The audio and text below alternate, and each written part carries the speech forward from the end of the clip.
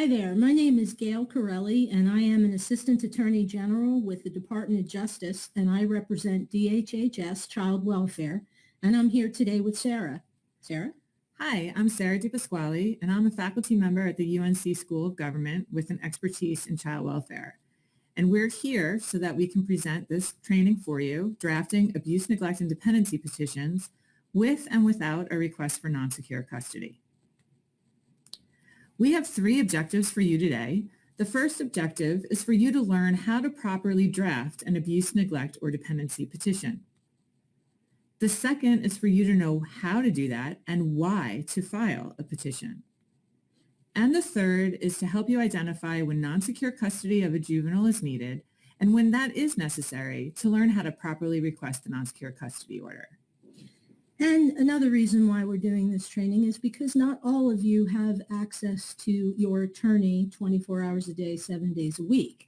Many of you have attorneys that are contract attorneys that may be in a different county or are just not available to you after hours. So you're going to need some materials. If you need to get them, you can go ahead and pause the recording. You're going to need a pen and paper for one, and you will need these AOC forms. You can get them on the AOC website. You want to just make sure you've got the latest one. If you're using a form that is practice in your county, you can go ahead and use that petition form.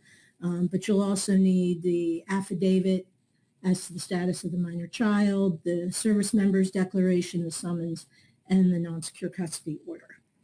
Now you should have found a link for a copy of this PowerPoint as well as a page that will have hyperlinks to each of these forms if you want to go ahead and download and print out those forms. Let's start with talking about the purpose of a petition. The petition itself starts the court case.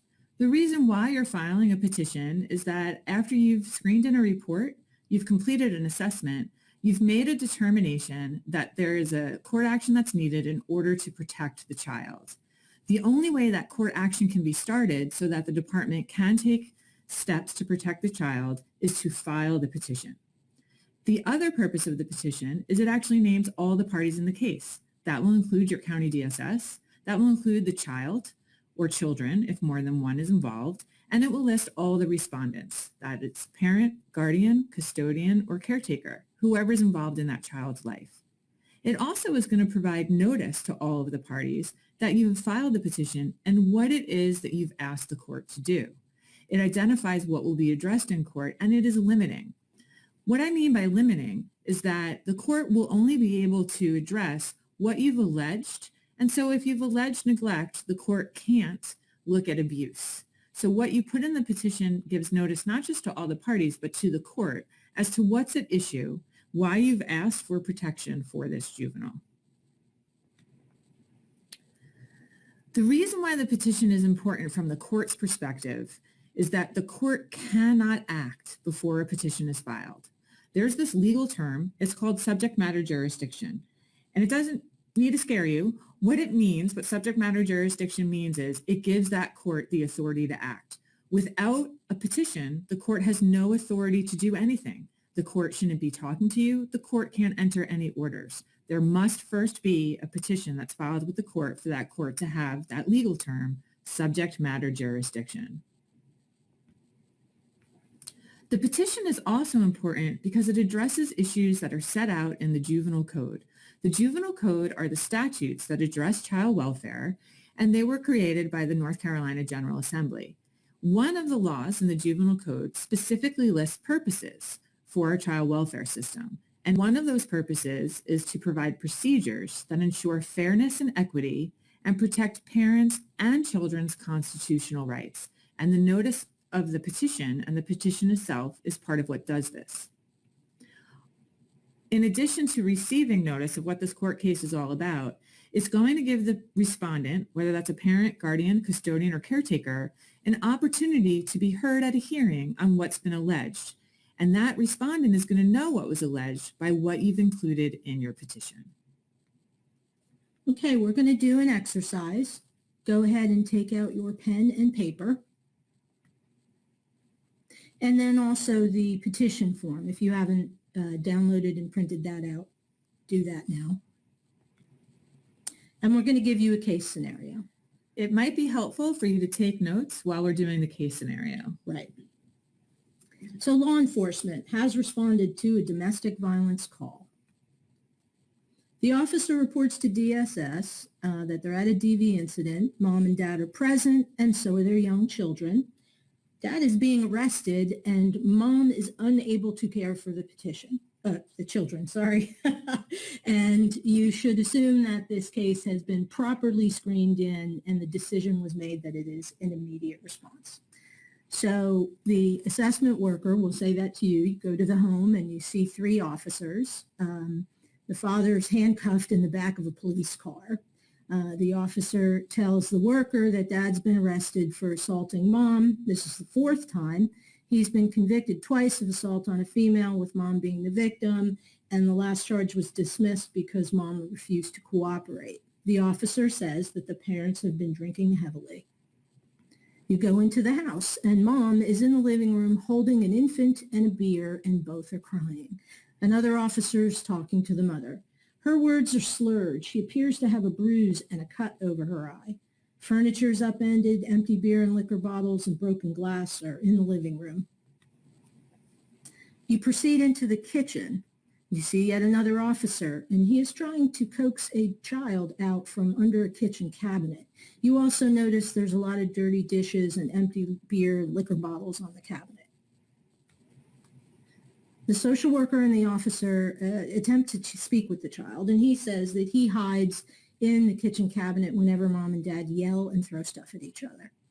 The social worker notes a bruise on the side of the boy's face, and he appears to have been crying. She asks him about the bruise. He sniffs, wipes his eyes, and says, "I want my teddy bear."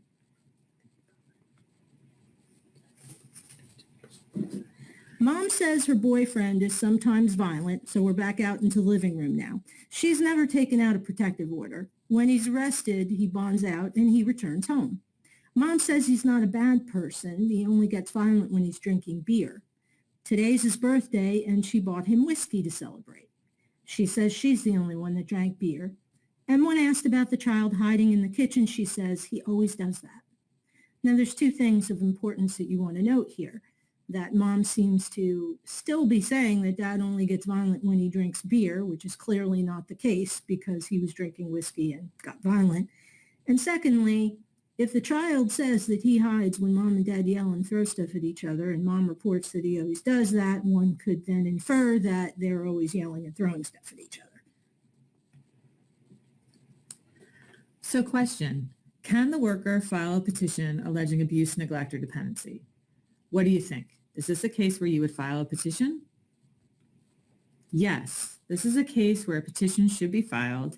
And if you notice underneath where it says juvenile petition, the box that's checked is neglected. So this is going to be a petition that involves the alleged neglect of 2 juveniles. Can the worker take custody of the children? And if so, how? What do you think? Assume, before you answer that question, that there are no relatives or anybody who's available to care for the children at the time that the social worker is at the home where dad is being arrested and mom appears to be impaired from drinking beer. Then yes, temporary custody may be taken of the 2 children. Temporary custody is something that occurs without a court order. It's in an emergency situation where you need to have the child in your care and under your supervision in order to protect that child from any further harm. Temporary custody can only last for up to 12 hours. However, if one of those hours falls on a weekend or a legal holiday when court is closed, temporary custody can last up to 24 hours.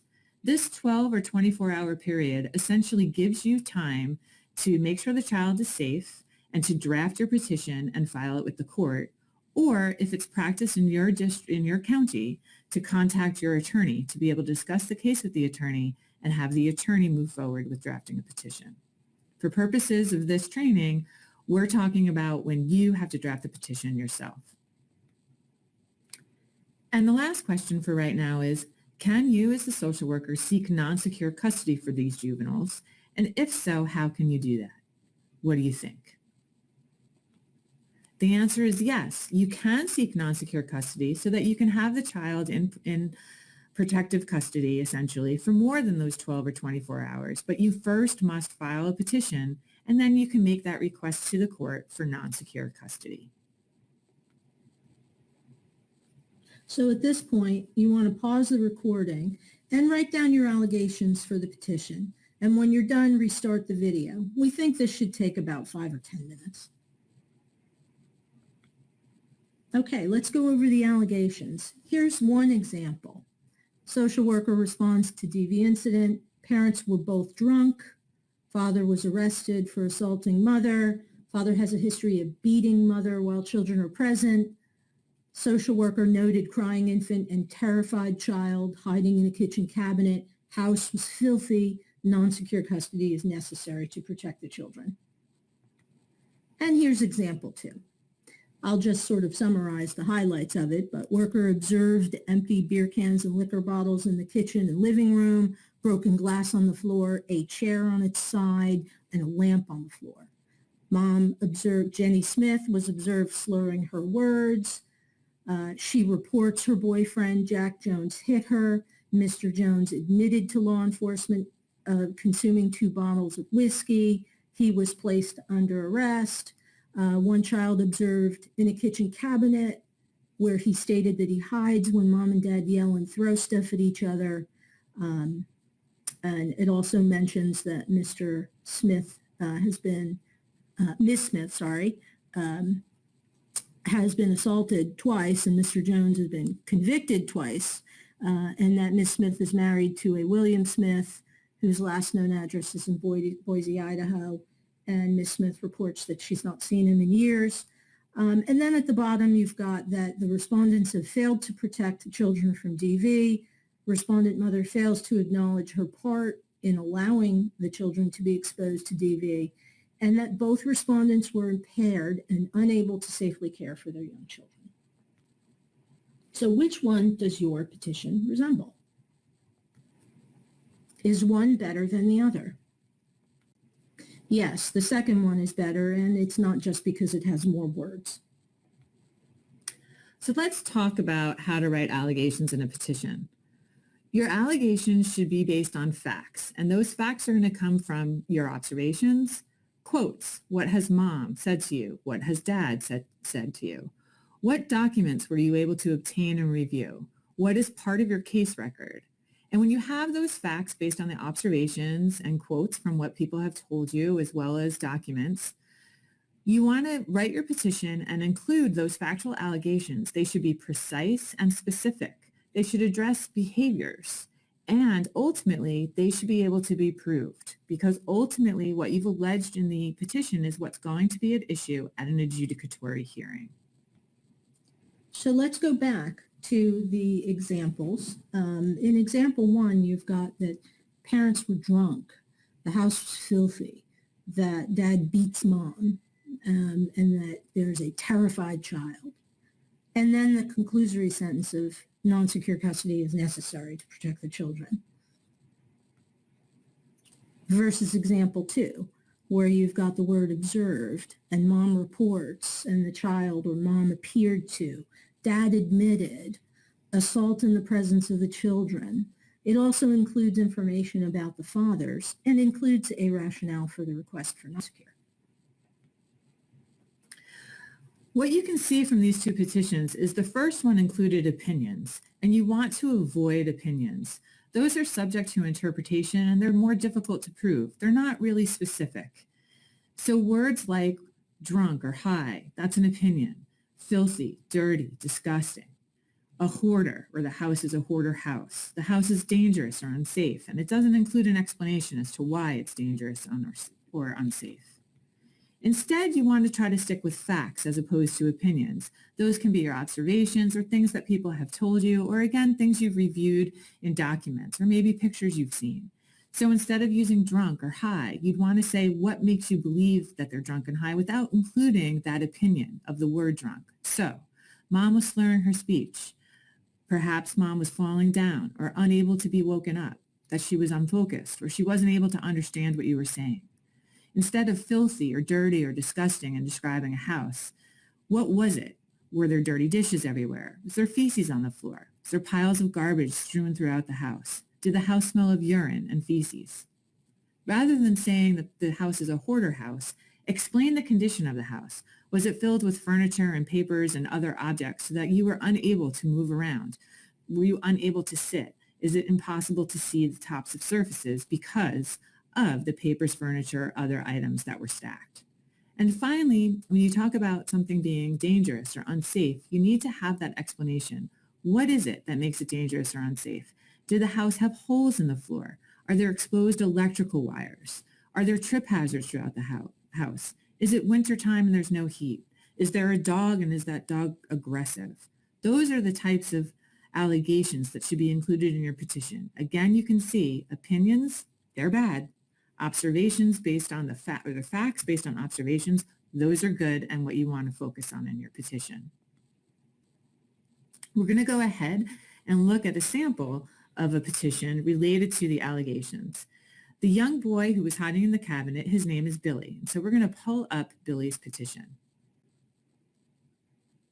You can see, and I'm going to use a little pointer here, you can see that neglect, see me circling? You can see that neglect is checked. That's the condition that you're alleging has happened.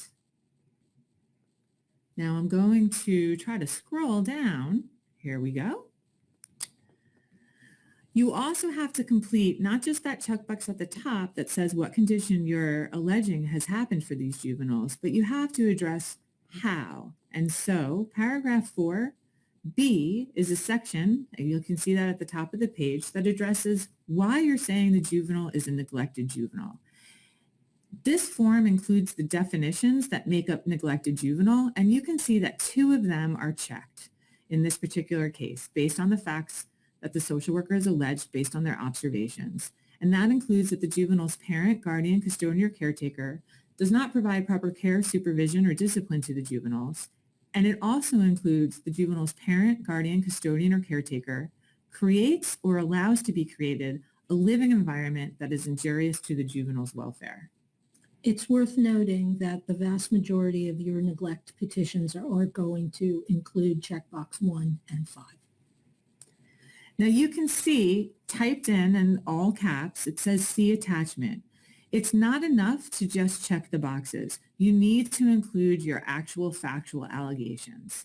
And so you can see also on this form, it's not a very big space. You'll probably have difficulty putting in everything that you need to, especially since the petition is going to limit what the court has the ability to hear in an adjudication hearing.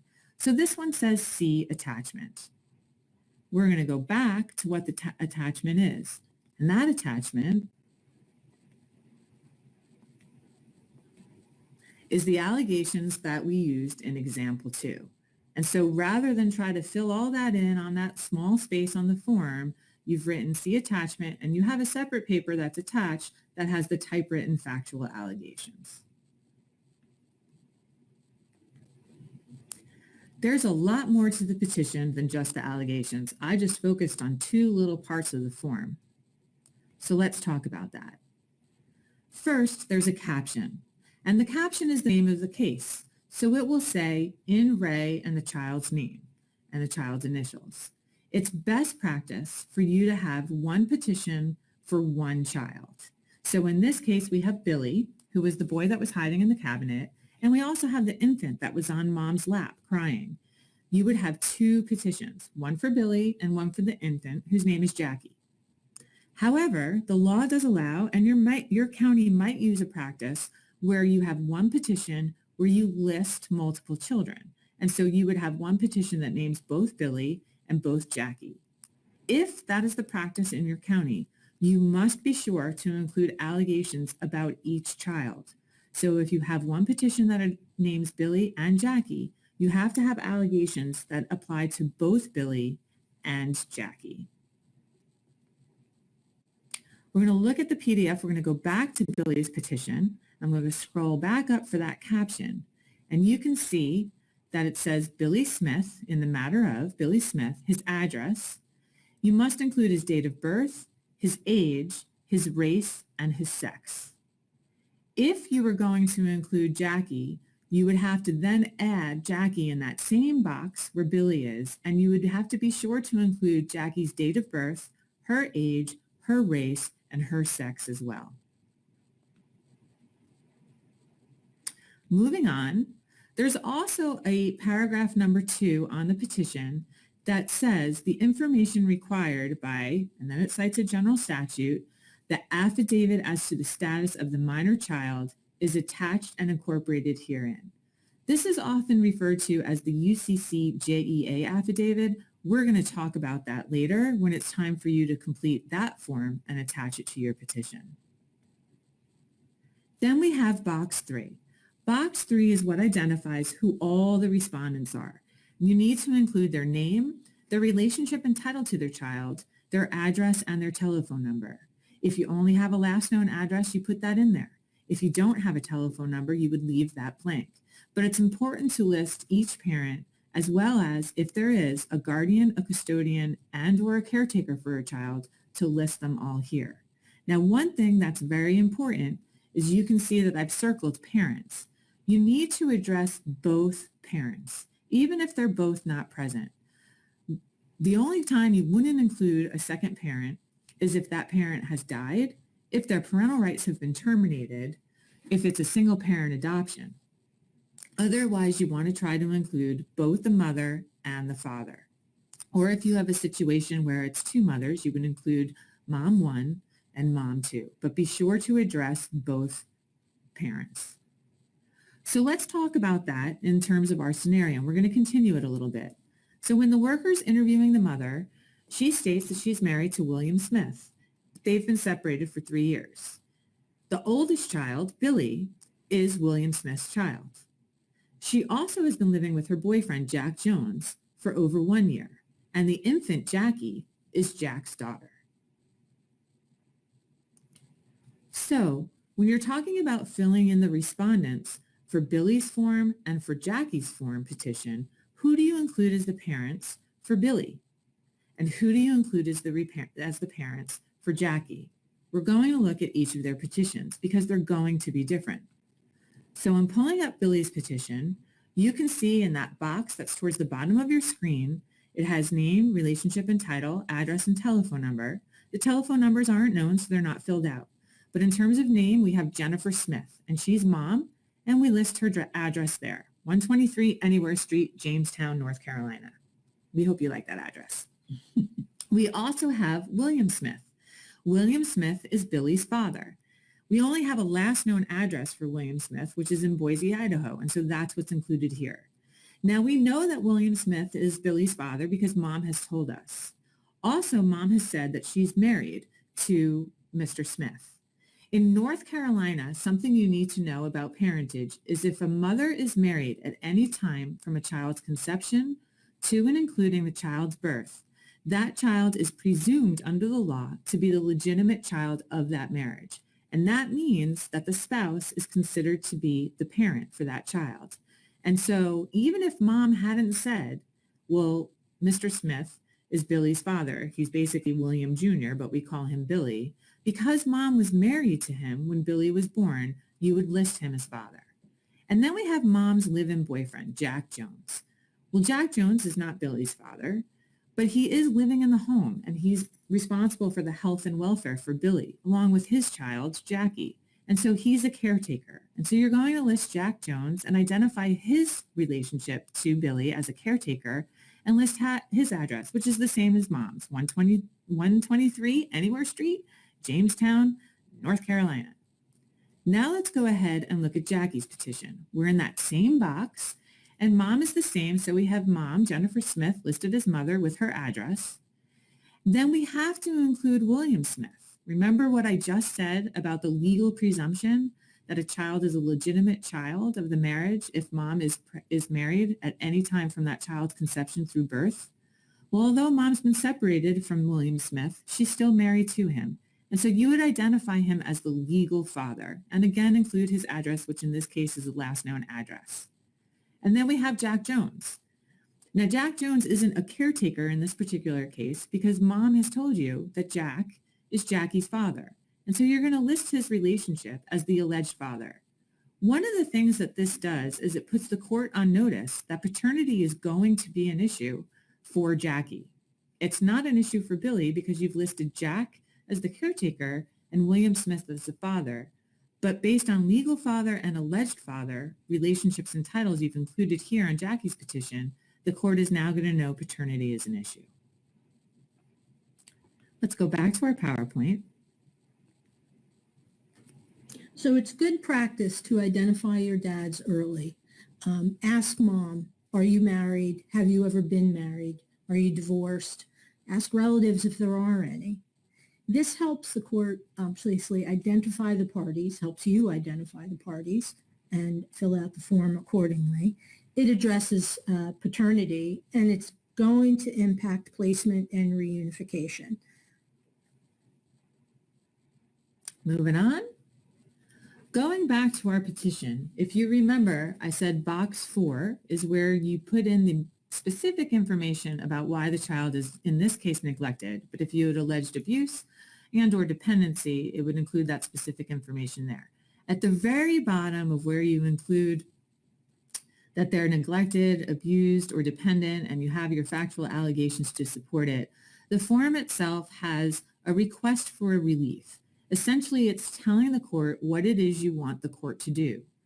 In this form, it says, I request the court to hear the case to determine whether the allegations are true and whether the juvenile is in need of the care, protection, or supervision of the state. Remember, the allegations are going to be the facts that you've included, but it's also going to be the condition for the child that you've alleged. So you want the court to adjudicate the child as abused, neglected, or dependent, whatever it is that you've alleged. Then we get to this signature. We have to talk about signature. And the signature is really important because if you remember that legal term I used earlier, subject matter jurisdiction, the court does not have subject matter jurisdiction, that authority to act, to grant you any of the relief that you've requested without having a proper signature. So I've highlighted the area on the form where you would be completing the signature section. You can see the first highlighted area is the name and address of the petitioner. That's not going to be you personally. That's going to be your county DSS. So you're going to put in the county DSS and the county DSS address. For the signature, if you're the one who's completing the form, you're going to sign your name. And you can see below, you've got 2 check boxes, director and authorized representative of the director. As a social worker who's working on this child protective case, you are the authorized representative of the director. And so you would sign your name and check the box authorized representative of the director. And then you'd want to fill in on that line underneath which county Department of Social Services you're with. If, however, you're in a county where the director is the one who wants to sign all the petitions, then you would fill in the name and address of the petitioner as your county DSS, but the director would sign the petition and the director would check the box that says director. It is very important to know that you must sign your own name or the director must sign their own name. If you were to sign, for example, the director's name by you, so if Gail is the director and I'm the social worker and I signed Gail Carelli by Sara DePasquale, that would be an improper signature because I don't have authority to sign as Gail Carelli. I have to sign in my own name. And if you don't have a proper signature, then the court doesn't have subject matter jurisdiction. We can't understate the importance of doing this correctly. Without a proper signature and without subject matter jurisdiction, the court doesn't have any authority to act. So if you would imagine that the signature was incorrect or the verification part, which Sarah's going to get to, was incorrect, and you've moved on and you've adjudicated and you're 8 months into permanency planning and somebody looks at that and says, you know what, that signature's wrong. That means everything is void. That means everything that you did from the time you filed this petition all the way up through permanency planning, every order, every court action is void. We don't mean to scare you, but we kind of do a little bit because this is so important for the court to be able to act. So you have your signature. There also has to be a verification. And a verification is that you are swearing under oath. So that's the sworn or affirmed and subscribed before me, that you've read the petition and that to your knowledge, that what you have stated is true. And if you're basing anything upon information and belief, you believe it to be true. So you're going to sign this petition in front of somebody who's authorized to administer oaths. And then that person is going to sign where I've highlighted signature of person authorized to administer oaths. Who is authorized to administer oaths in North Carolina is actually included on this form through those checkboxes that are right below the highlighted section. CSC stands for Clerk of Superior Court. And so you can see from those checkboxes that a deputy clerk, an assistant clerk, and the elected clerk in your county are all authorized to administer oaths and can verify your petition. A magistrate is also authorized to administer oaths, as well as any district court judge. Another person who can administer an oath for verification purposes is a notary.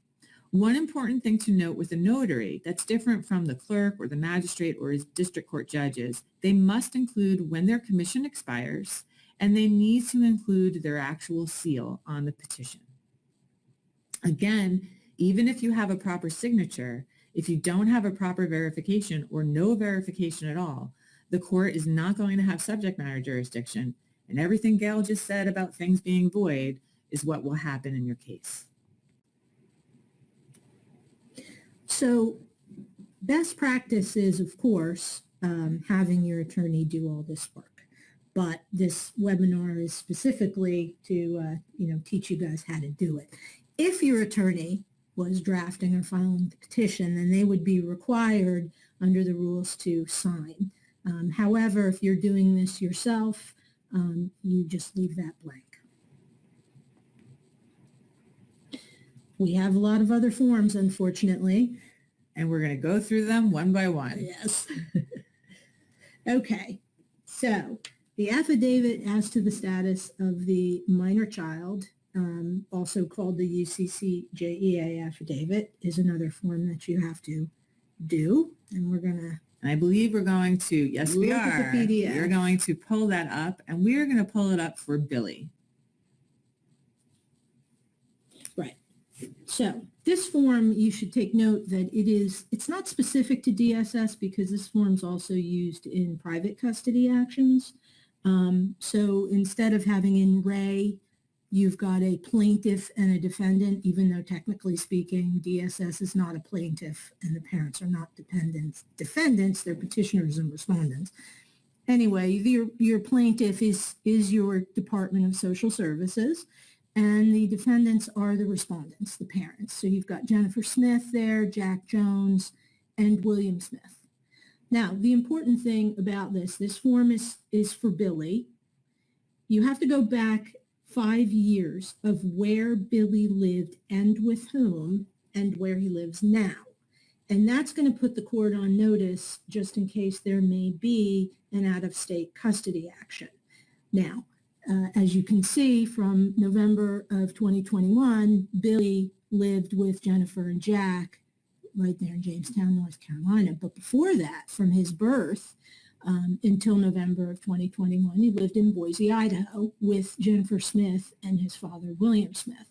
So that's going to put the court on notice that just in case, if there is an out-of-state custody order, the court will then have to sort out jurisdiction moving forward. That doesn't mean you can't file a petition if there's an out-of-state order, by the way. You should still do it. And you go to the best of your ability with those addresses. So if that's the address mom gave you, and even if you don't have an address, if you didn't have 10 King Street, you just say Boise, Idaho. Sorry. Oh, sorry. I was just going to, at the bottom, you need to sign and verify this affidavit just like you would a petition. The other thing you need to do, which is not applicable in this case, but it may be in a case that you have before you, is where I'm putting this little marker on the form, if you are aware of a court action that occurred prior to your filing your DSS petition, you want to be able to put any information you have about that in the section I just listed. We don't have any information about that in Billy's case, so that's why it's left blank. Let's go back to our PowerPoint and talk about another form. In cases where you're going to be asking for non-secure custody, usually you do that without notice to any of the parties. And there's a law that applies. There's both a federal law and a state law called the Service Member Civil Relief Act that is designed to protect service members who are engaged in active military service and are essentially unable to participate in a court proceeding in any sort of litigation when it's a civil action or not a criminal action, which this case is not a criminal action, that they be protected. And there's certain protections that the court will put in place. You don't need to worry about them. What you do need to worry about is making sure that you address the military status of each respondent if you're going to be asking for an order when that respondent hasn't been able to appear in the case. So again, that's going to apply in situations where you're asking for non-secure custody. What you do is you complete the Service Member Civil Relief Act Declaration, which is AOC Form G250, or you can incorporate the information in your petition because it's verified. So let's go ahead and look at what these declarations look like and how they're a little different from what you've already done when it comes to the affidavit as to status of the child and the petition. First, as you can see, it's very similar, and I'm going to use my pen again, to the UCCJEA application in terms of it's not an in re case. Instead, it's a plaintiff versus defendant. So you've got your County Department of Social Services. And if you notice, it's only versus one defendant. Only William is listed here. And that's because you fill out a separate form for each respondent. So this one is just about William Smith. For William Smith, you can see that you can fill out something that says, you don't know. You're unable to determine whether or not William is in military service. You haven't received any sort of copy, as you can see in paragraph number 2, that he is in the National Guard. You have used the Service Member Civil Relief Act website, which is a website by the Department of Defense that allows you to look up federal military service. That's not going to include state National Guard service, but it does let you look up federal military service. And that the results are attached, and in this particular case, the results are not helpful for you to determine. You can put other facts that support your statement as to why you don't know, and you can see right here what's typed in is the social worker has not been able to contact Mr. Smith in order to verify whether or not he's in military service or the National Guard. We also have mom. So we've got another form that addresses Jennifer Smith. So you see at the top, you've got, let me do this again with my pen. You can see at the top, you've got your county DSS versus Jennifer Smith. And only Jennifer is listed because this form is specific to Jennifer. In this case, though, you do have personal knowledge that she is not in military service. You did not receive a copy of any order that she's in National Guard service because she's not in military service. You can see in paragraph 3, you did not use the Federal Department of Defense Service Member Civil Relief Act website because your information, the way you have facts that she is not in military service is Miss Smith actually told you she's not in military service. And that's sufficient if she tells you she's not in military service. There's another form for Jack. We're not going to go over that. I think you get the point. We are going to go back to our PowerPoint.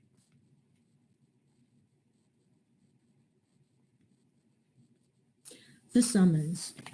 The summons kind of does what it says it does. It summons. It summons the respondents to the court and gives them notice of the court action. Well, let's go to the PDF.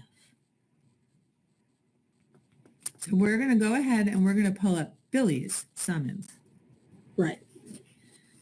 So in addition to giving respondents notice that there is a court case, it also summons them to court and notes the place and the time, and that preserves their constitutional rights. As you can see on this, it is an in re Billy.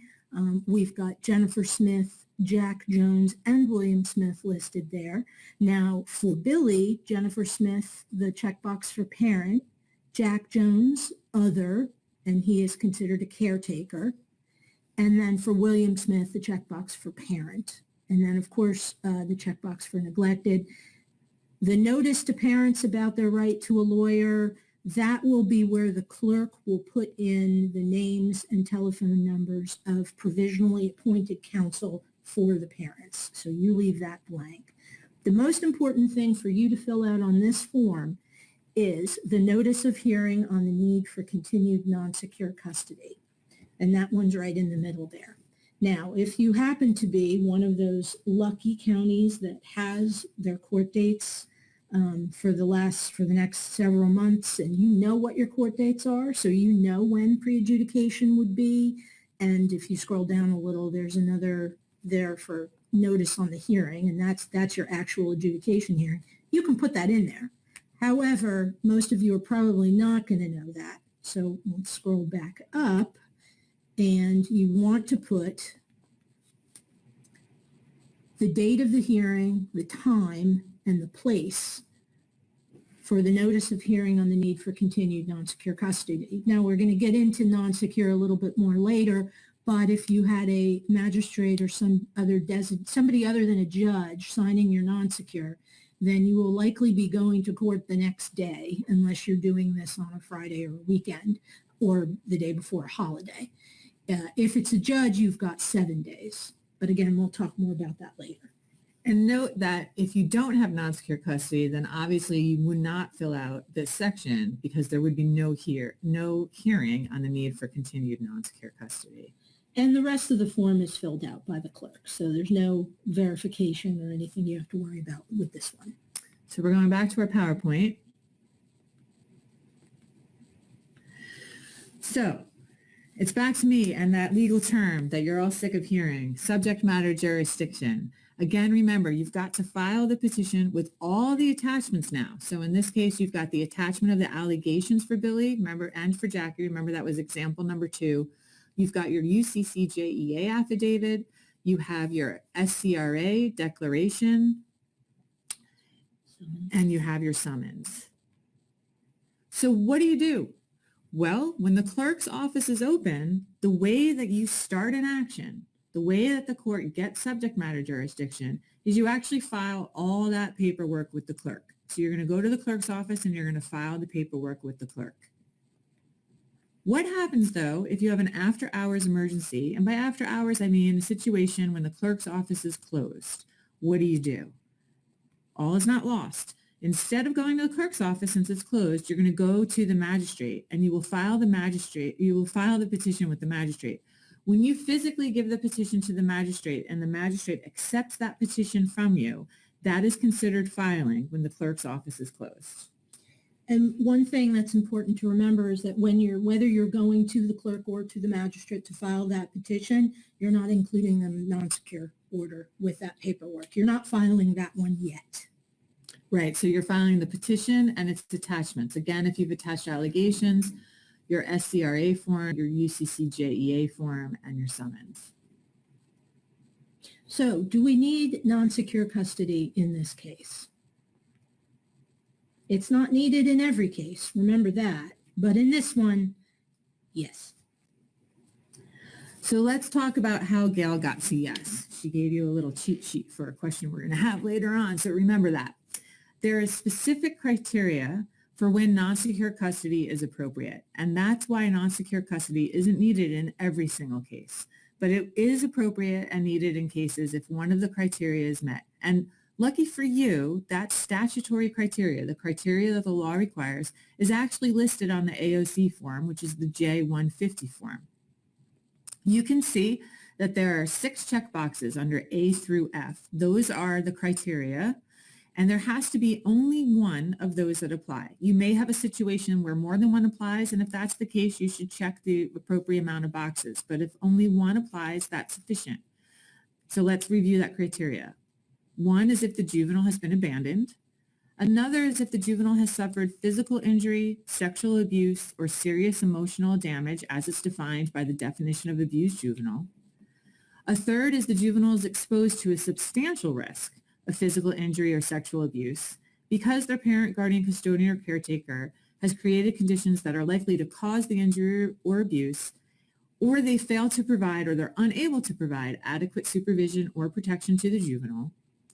A fourth addresses the need for medical treatment, and it's when a parent, guardian, custodian, or caretaker is unwilling or unable to provide consent to medical treatment that is necessary to cure, alleviate, or prevent suffering serious physical harm, which may result in the juvenile's death, disfigurement, or a substantial impairment of bodily functions. And then the last two involve consent. One is if the parent, guardian, custodian, or caretaker consents to the issuance of a non-secure custody order. The other one is if the juvenile is a runaway and that juvenile consents to a non-secure custody order. If you have any of these 6 criteria, then this is a situation where you may want to be considering a request for non-secure custody. I'm saying may because there's 2 more criteria. So you have to have one of those 6 boxes apply, and then there also needs to be no other reasonable means available to protect the juvenile. There isn't a relative, or there isn't non-relative kin, or another parent who is available and appropriate to protect the juvenile. And the third criteria is the court needs to find that there's a reasonable factual basis to believe that what you've alleged in the petition is true. And again, that's going to be important for what you include in your petition in terms of those specific and precise facts that are based on observations, quotes, document reviews, etc. So consider the case scenario. You've got 2 impaired adults. One of them is being arrested. You've got a house that is not safe. You've got children exposed to domestic violence, and not for the first time. And you have a boyfriend/dad who will generally bond out and go back home, and a mom that does not pursue any sort of protective order. So is non-secure custody appropriate in this case? Yes. And it's also worth noting that in the vast majority of your neglect cases, that particular checkbox C is going to apply. And you could easily say in this case that the parent failed to provide or is unable to provide adequate supervision or protection. You could also say there is a substantial risk of injury due to the condition of the home. Yeah, so in this case, yes, non-secure custody, and there are no relatives, which we'll get into that a little bit more later, but there's nowhere for these children to go. And remember, at the time that you did your assessment, mom appeared to be drunk based on the facts that you would have alleged of her slurring her speech, her holding a beer, and whatever else would support your opinion that she was drunk and unable to care for the children. So how do you go about getting non-secure custody? You know what I'm going to say? You must file the petition first. So remember, before you can call a judge to ask, can you give us non-secure custody, you have to either go to the clerk's office, if the clerk's office is open, and file that petition with the attached paperwork first. Or if the clerk's office is closed, you're going to go to the magistrate. The magistrate's going to accept that paperwork before you can go before a judicial official and request the issuance of a non-secure custody order. Now, after you file that petition, whether it's with the clerk's office or after hours with the magistrate, you make a request for non-secure custody. It doesn't matter if your request is orally or in writing. There's no specific form for you to use if you do make the request in writing. So there's some ways your county may do this depending upon practice. You may have a separate written request asking for non-secure custody. You may include it in your petition with the request for relief, that you're not just asking the court to adjudicate whether the child is abused, neglected, or dependent, but to also issue a non-secure custody order. Or you may have actually filled out that J-150 form, the AOC non-secure custody order, where you're going to want the judge to be able to review it and then ultimately sign it to issue that non-secure custody order. I keep saying judge, and that's because we're going to talk about who authorizes a non-secure custody order. Well, any district court judge has the authority to issue a non-secure custody order. So a judge can go ahead and issue that order if you make the request, and all that criteria I talked about earlier apply. However, you might be in a county that's in a judicial district that has what's called an administrative order. The administrative order is issued by the Chief District Court Judge, and it's on file with your clerk's office. And that order allows the Chief District Court Judge to authorize somebody other than a district court judge to issue a non-secure custody order. So you may have an administrative order that says a magistrate can issue a non-secure custody order. The only way you're going to know is if you go to your clerk's office and ask if there is an administrative order for issuing non-secure custody orders, and if so, get a copy of that order or review that order so you can see who else, if anyone, besides a district court judge, has the authority to issue a non-secure custody order. Remember, though, before you can contact that judge or whoever's delegated by the administrative order to issue a non-secure custody order, you've got to what? You've got to first file the petition with the clerk's office, or if the clerk's office is closed, with the magistrate. What happens, though, if you file that petition, whether it's during hours when the clerk's office is open or whether it's after hours when the clerk's office is closed and you filed now with the magistrate? What happens if the judge, or if you have an administrative order, a person who's authorized to issue a non-secure custody order, is physically not available? You're unable to appear before them so that they can sign an order if an order is issued. Well, North Carolina law allows for telephonic approval. And again, that can occur when the clerk's office is open. So for example, if you're in a rural district where the judges rotate between counties and you have a day where there's no judge that's physically present at your courthouse, but your clerk's office is open and you've gone and filed the paperwork, you can seek telephonic approval after you've filed the paperwork with the clerk. And by paperwork, I mean petition and all its attachments. And then a call can be made to the judge, or if there's an administrative order, to the person who's authorized to issue non-secure custody orders in that order. The same is true if you go to the magistrate and there's no judge right there next to the magistrate, or the magistrate is not an authorized person through an administrative order, then telephonic authorization can be sought. We're going to talk now about best practice in terms of how you go about getting your non-secure custody order. First, we're going to do where it's easier. That's when that district court judge, or if you have an administrative order, somebody's authorized to issue a non-secure custody order, are physically present. So you're going to file your petition. You'll make your request for non-secure custody order, which can be orally or in writing. Then you're going to see the judge or a person who's authorized by administrative order if you have one. You'll explain how that different criteria for a non-secure custody order applies. And if that judge or authorized person believes you've met that criteria and non-secure custody is necessary, the judge or the person who's authorized to issue a non-secure custody order would then sign that non-secure custody order. And then you'd bring that to the clerk to file, or magistrate if it's after hours. Let's talk about best practice if you have a judge or an authorized person by administrative order who's not physically present. How is that going to look different? Well, some things are going to be the same. You're going to go and file that petition first. You're going to make your non-secure custody request. Again, that can be orally or it can be in writing. Now, you filed your petition with either a clerk or with a magistrate if the clerk's office is closed. So they're a judicial official. So you're going to ask that judicial official to contact the judge, or if you have an administrative order authorizing somebody else to contact that other person. You'll talk to that judge or authorized person and explain how the criteria for non-secure custody applies. And then if the judge or authorized person telephonically approves the non-secure custody, you want to have that judicial official you filed the paperwork with, so the magistrate or the clerk, sign at the signature lines. So we're actually going to go over those signature lines on a non-secure custody order.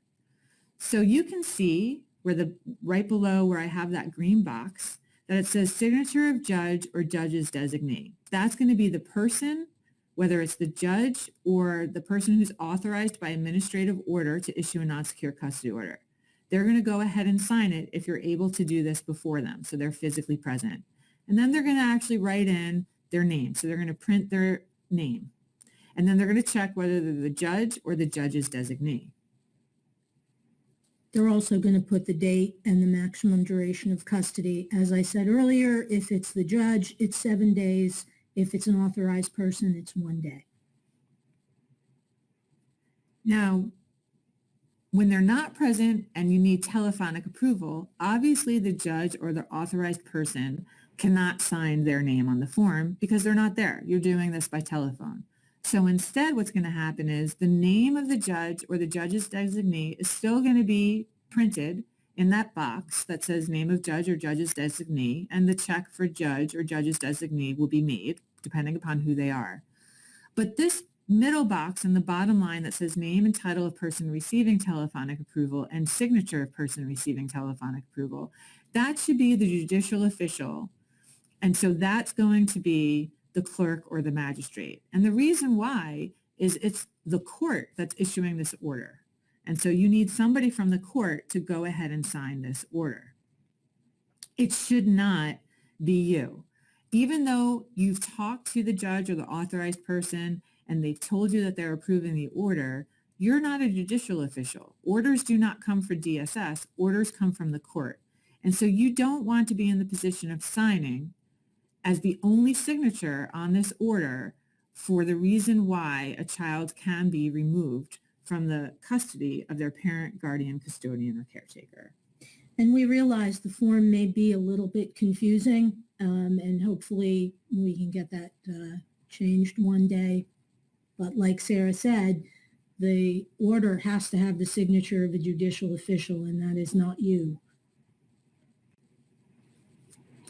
So we can't understate also the importance of the language on the order. Now, it authorizes removal of a child, which is a big deal. It also might authorize law enforcement to make forcible entry into somebody's home to assume physical custody of the child. And it ensures 4E funding for the child. If you lose 4E funding at this stage of the case, if something is wrong on that non-secure custody order and that order is invalid, then that child will lose 4E funding eligibility for the life of the case. You can never get it back. Let's have a look-see at the non-secure, because there is a lot of stuff in there to fill out. So we've got, of course, our captions at the top. This is Billy's, Jennifer Smith and Jack Jones, William Smith. Sara already discussed the criteria, checkbox C. And let's go down to checkbox number 2. Sorry, I'll bear with me. That one is absolutely critical to your 4E funding. You have got to put something there.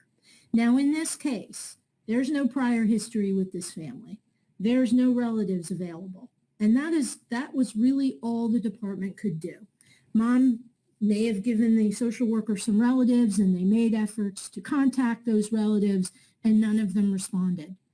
If all you can do is make a phone call, if all you can do is ask mom, hey, is there anyone we can place these kids with? And mom says no, then those are your efforts.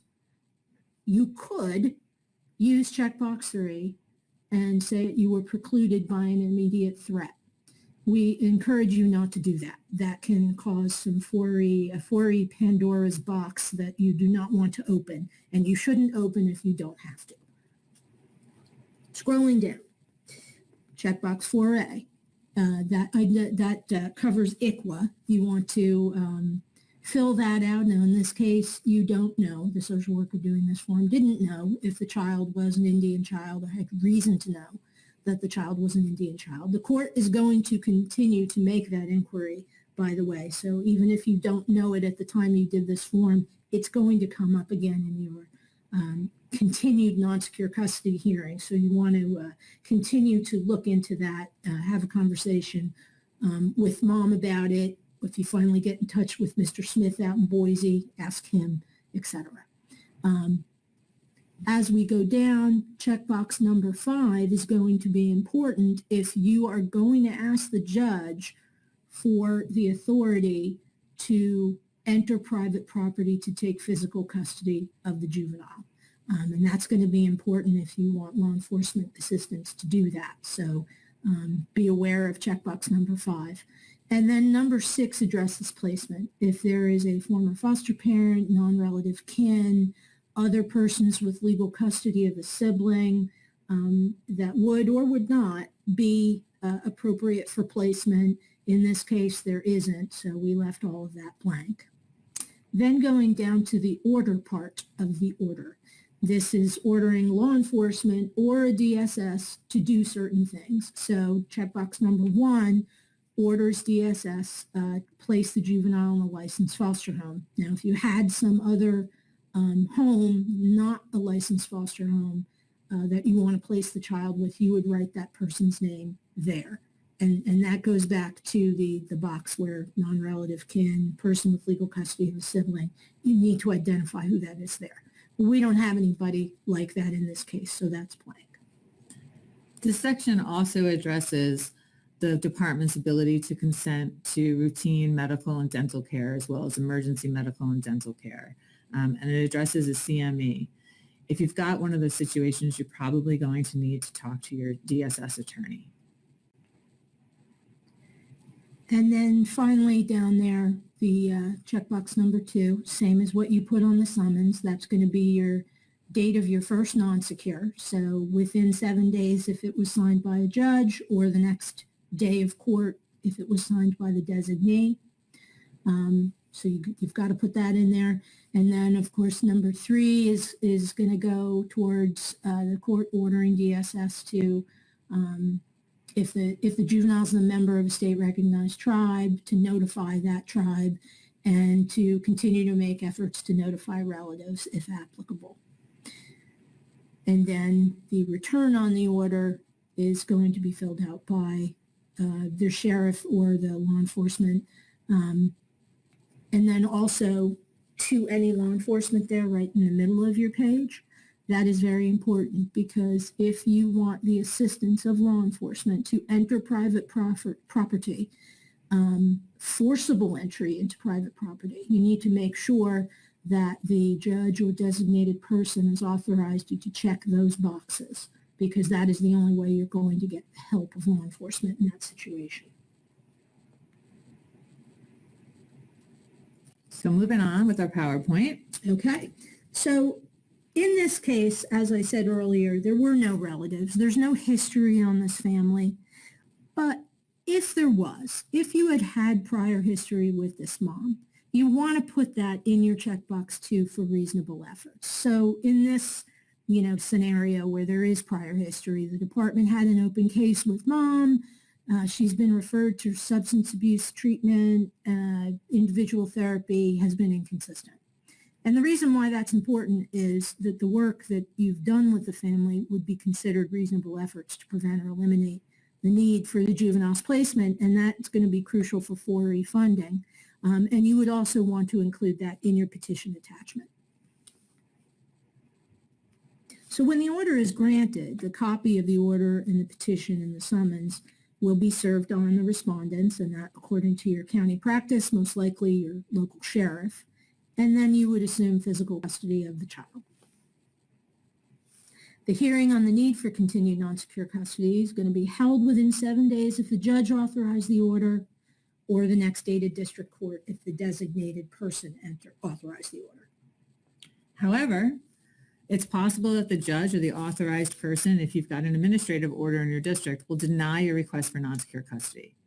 If you have a request that's denied, that means that physical custody of the child by DSS cannot happen.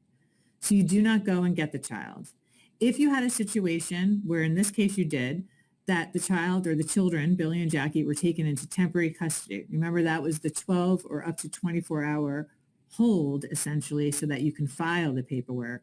Then you must return that child or juveniles to the parent, guardian, custodian, or caretaker. You no longer have authority to have them in DSS's care and supervision. However, the court case continues.